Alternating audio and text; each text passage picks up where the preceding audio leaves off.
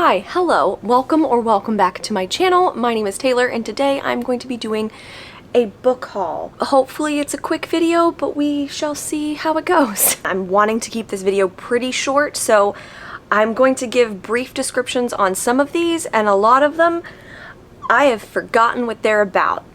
So here we go. First up, just because it's the easiest and most people know what this is, we have The Exorcist. You know, it's The Exorcist. Everybody knows what this is about. We've all seen the movie. This is one of the creepiest covers I own, but I'm very excited to actually read this book. I've never read it before. I've seen the movie several times, scared the crap out of me as a child, and I'm hoping this book freaks me out as an adult. Then a couple of very pretty books that I've recently purchased, and the first one is R.F. Kuang's Catabasis, I think is how you say that. But this cover and sprayed edges, absolutely gorgeous. I'm so excited to have the special edition of this book. I know that this is about two college students that are descending the depths of hell to find their professor who has passed away, to get him to write them a letter of recommendation. It's supposed to be dark academia. I think it's compared to, Dante's Inferno and Susanna Clarke's Piranesi, which I've read neither of those, so hopefully I like it. I have Water Moon by Samantha Soto Yambao? I'm really bad at names, so I apologize about that. But this I found at Half Price Books, and this is, I think it's a Fairy Loot edition, if I'm not, or sorry, Illumicrate. This is an Illumicrate exclusive, and I paid a pretty penny for it, so I'm trying to keep it really nice. But here's the inside. Gorgeous. Love it. Stunning. I also bought this on my Kobo because I'm not ruining this. This book is about a pawn shop, but sometimes it's also a restaurant. But if you can find the pawn shop, you can pawn away your life's regrets, I believe. Yeah, I don't remember much else about it. I'm excited to read it. I have a couple of box sets here. This is the Mistborn trilogy by Brandon Sanderson. This is the UK version, I believe, of the paperbacks. I'm excited to own this. I got this for my birthday from Ray, so thank you so much. And then I also got this from Ray, and I have not read this series, and I'm very disappointed in myself, and that is The Hobbit and The Lord of the Rings by J.R.R. Tolkien. I gotta get to this eventually. It's pretty sad that I've yet to read this series. Okay, now for this stack of books. Here we go. The Covenant of Water by Abraham Verghese? Yep. Don't know how to say that. But I was recommended this book by one of my bookish friends that I made on TikTok, and this is a multi-generational novel, which it's been a minute since I've read that. Have I read that before? Anyway, this spans the years from 1900 to 1977. It follows 3 generations of a Christian family in Kerala, South India. And in this family, they suffer from at least one person in every generation dies of drowning. And our main character is trying to figure out that mystery, I believe. So I am excited to get to this. It's a pretty thick novel, honestly, because the font is very tiny. This is going to take a while to get through, and I feel like this is a book I really want to take my time with and annotate as I go, so I need to be in the right mood for this. These next 2 books I picked up just recently, a couple of days ago. We came back from a family vacation in Utah, and I grabbed Red Rabbit Ghost by Jen Julian. I got this from the Legendarium bookshop in Salt Lake City, Utah. I don't know what this is about. No clue. I read this little blurb here, and it says, drenched in dread and yearning, Red Rabbit Ghost is the kind of gothic novel that you don't so much read as inhale. I loved it. By Kelly Link, the author of the Book of Love. Don't know who that is. But that was intriguing, and I think I'm going to like this a lot. And then on the back here, it says, the night house is calling. Some secrets are better left behind. That's all I need to know. Then I grabbed Remarkably Bright Creatures by Shelby Van Pelt. This has been on my radar for a little while. I do know that it is about an octopus, a woman, I think, solving a mystery. The main character's husband died, and she began working at an aquarium where she becomes friends with this octopus. And she was doing that to just kind of keep busy after the disappearance of her 18-year-old son. And I think the octopus helps her. I've heard nothing but good things about this, and yeah, hopefully I get to it soon. The sprayed edges are really pretty. I grabbed this from Dolly's bookstore or bookshop in Park City, Utah, which was really cute, and the Legendarium was as well.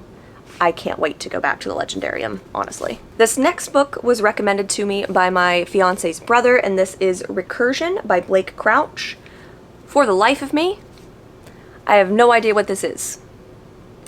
I'm going to assume it's a sci-fi thriller based on the cover, but when my fiance heard about it from his brother, he's like, we need to read this together, so here we have it. This next book has some mixed reviews, but I do want to give it a chance. This is The Immortal Dark by Tejas Gurma. I'm so bad at names, I'm so sorry. But this follows a vampire who is searching for her missing sister. Oh, I'm sorry. She's an orphaned heiress, and she is going to infiltrate this university trying to find her missing sister, and apparently there's a lot of female rage in this, which sounds wonderful, but it's vampires and dark academia, so I think I'm going to like this.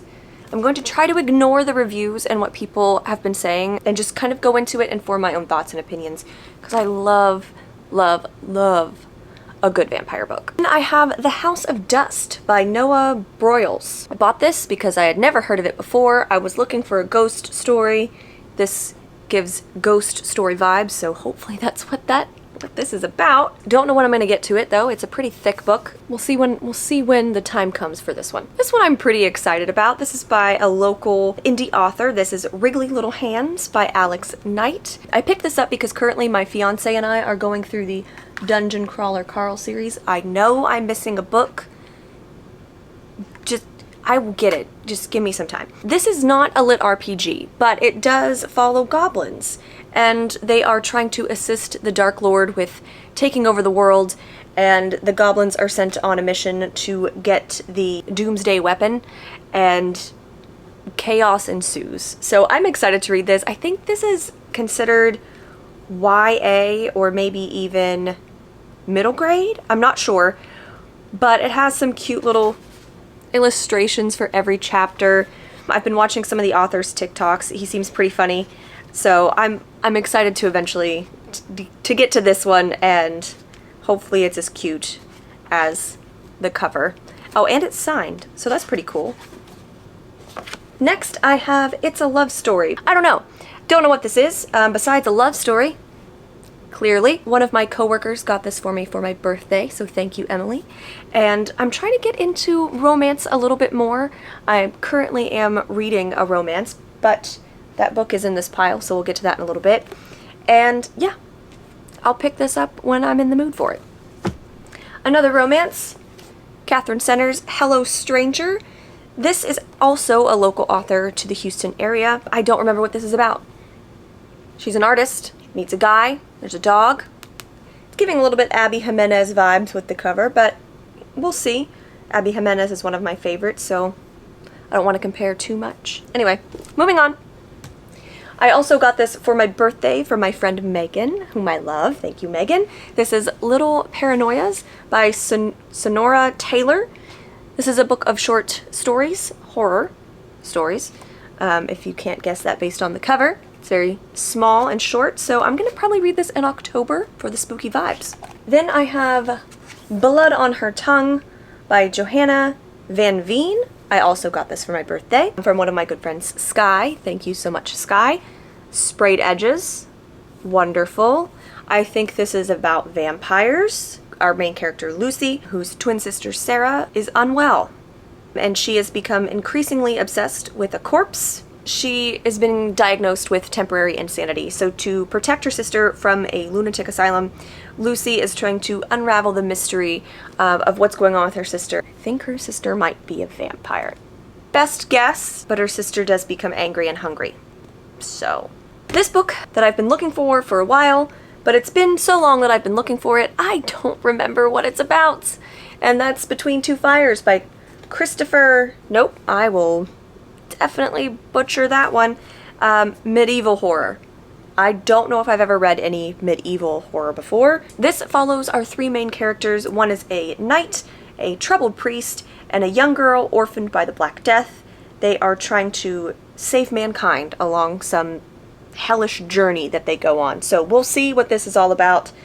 I've been looking for this book everywhere and I couldn't find it, so I found it at my local bookstore, Books by the Bay, which if you're in the Houston area, please check out that bookstore. It's absolutely amazing. Then we have Swordheart by T. Kingfisher. I started reading this book not too long ago and I put it down. It's more of a soft DNF than I'm never going to read it again.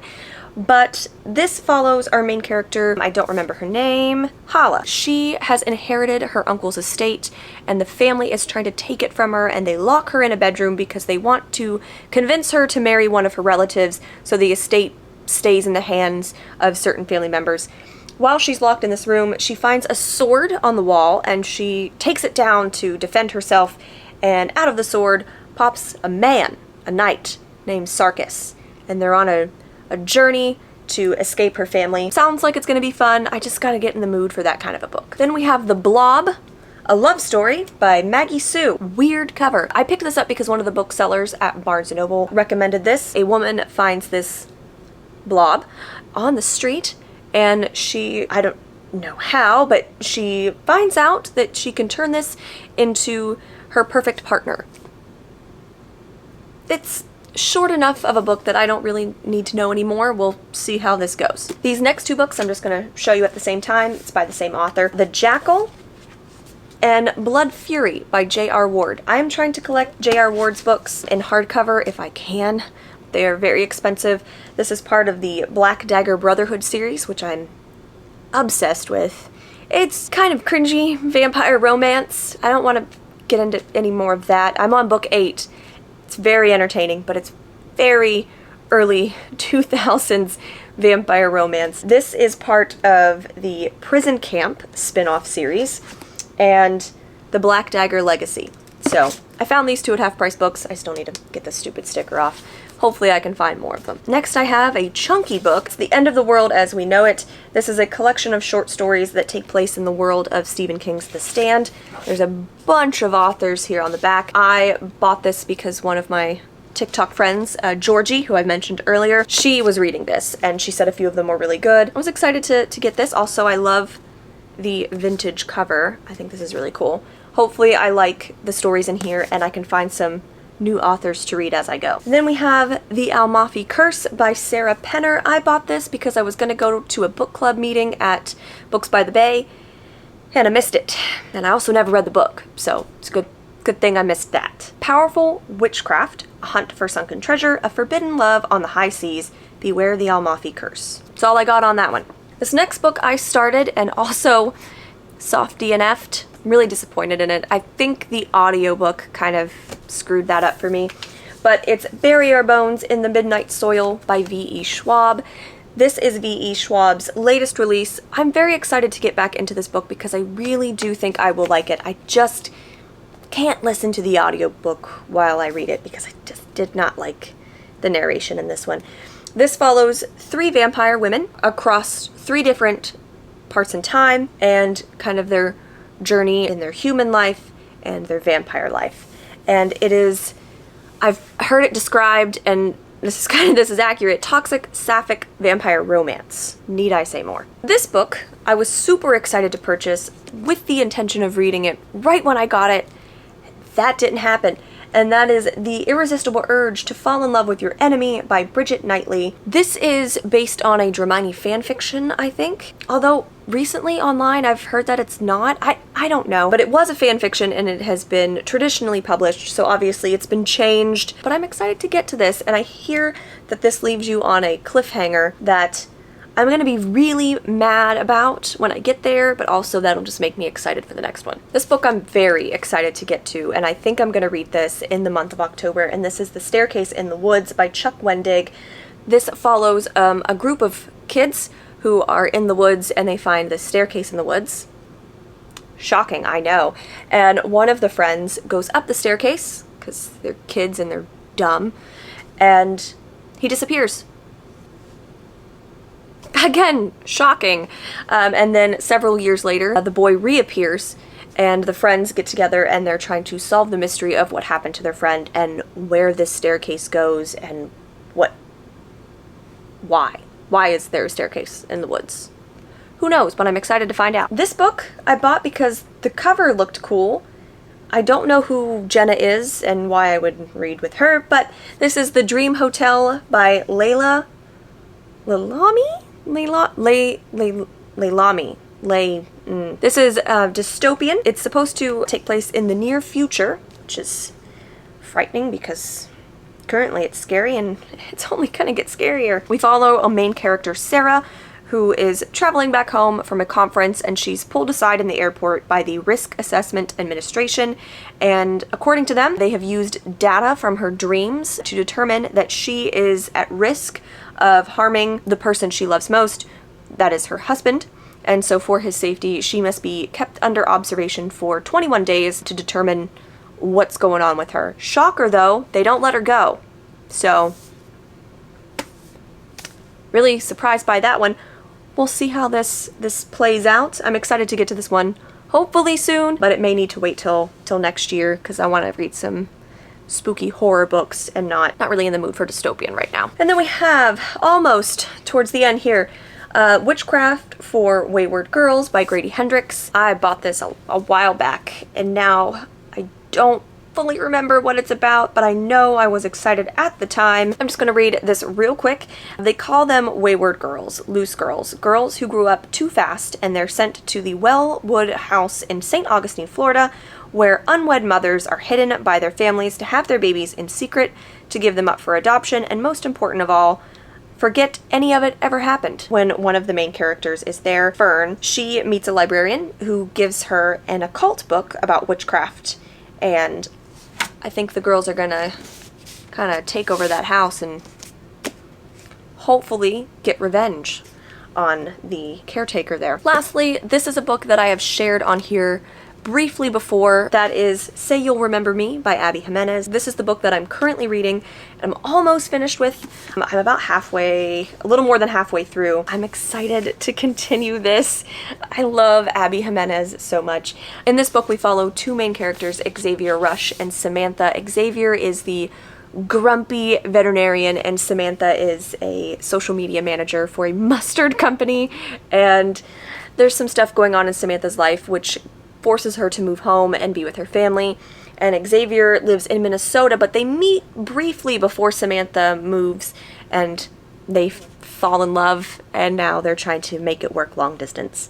And haven't quite gotten to that third act breakup yet, but it's right around the corner. I can feel it. I know it's gonna be there, but it's cute, it's fun. I can't wait to finish this, and I need her next book as soon as I'm done, and it's gonna be a wow. So that's it for my book haul. That was a lot. How many books was that even? 1, 2, 3, 4, 5, 6, 7, 8, 9, 10, 11, 12, 13, 14, 15, 16, 17, 18, 19, 20, 21, 22, 23, 24, 25, 26-ish, 27, 28, 29, because of the box sets. But I'm not counting those individually. So that was a lot of books. So let me know in the comments if you've read any of this and which ones I should kind of move to the top of my TBR. Don't hold me to it though, because mood reading really sucks and it bites me in the ass every time. But thank you so much for watching. I hope to see you in the next video, and I hope you're having a great day. Bye!